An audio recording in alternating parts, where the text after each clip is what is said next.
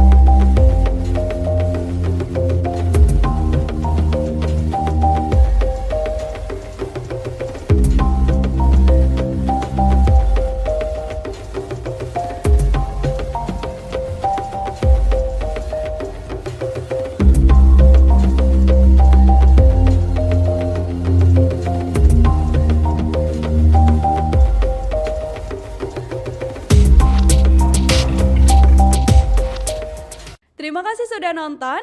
Jangan lupa like, subscribe, dan share ya.